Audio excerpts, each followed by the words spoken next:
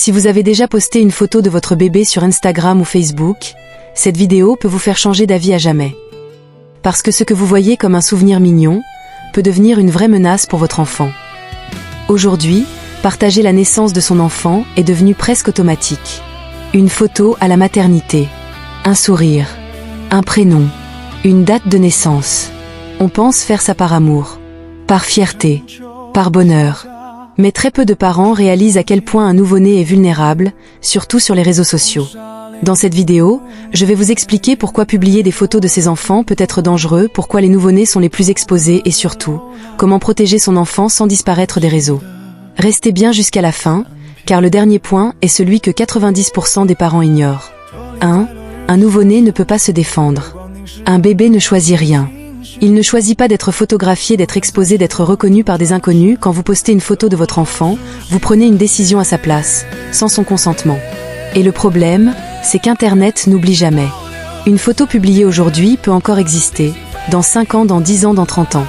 Votre enfant grandira avec une identité numérique qu'il n'a pas choisie. 2. Les réseaux sociaux ne sont pas un album photo privé. Beaucoup de parents pensent, c'est juste pour la famille.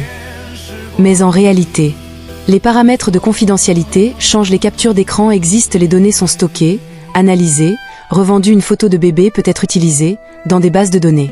Pour du profilage ou pire, détourner, c'est dur à entendre, mais c'est réel. 3. Le danger invisible, ce que vous ne voyez pas. Quand vous postez une photo, vous montrez parfois sans le savoir le visage de votre enfant, son âge, son prénom, son environnement, votre lieu de vie. Ces informations combinées peuvent suffire à identifier un enfant. Et un nouveau-né est la cible idéale. Il est totalement dépendant, totalement exposé. 4. Mais tout le monde le fait, le piège. C'est vrai. Mais ce n'est pas parce que tout le monde le fait que c'est sans conséquence. Avant, une photo restait dans un tiroir. Aujourd'hui, elle circule dans le monde entier en quelques secondes. La question n'est pas « est-ce que j'ai le droit ?», mais plutôt « est-ce que c'est vraiment nécessaire ?» 5. Comment protéger son enfant sans disparaître des réseaux ? Bonne nouvelle, vous n'avez pas besoin de tout supprimer. Voici quelques règles simples. Ne pas montrer le visage de votre enfant, éviter de donner son prénom, sa date de naissance, ne jamais poster en temps réel, privilégier les photos symboliques. Mains, pieds, dos, silhouette. Créer un espace privé hors réseau pour la famille. Protéger son enfant, ce n'est pas être parano. C'est être responsable. Un enfant n'est pas un contenu. Un bébé n'est pas une publication.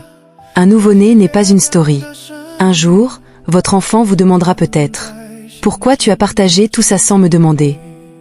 Et ce jour-là, vous serez fier de répondre « Parce que je t'ai protégé ». Si cette vidéo vous a fait réfléchir, mettez un like.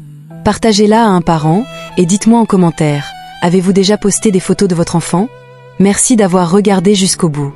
Prenez soin de ceux qui ne peuvent pas encore se défendre.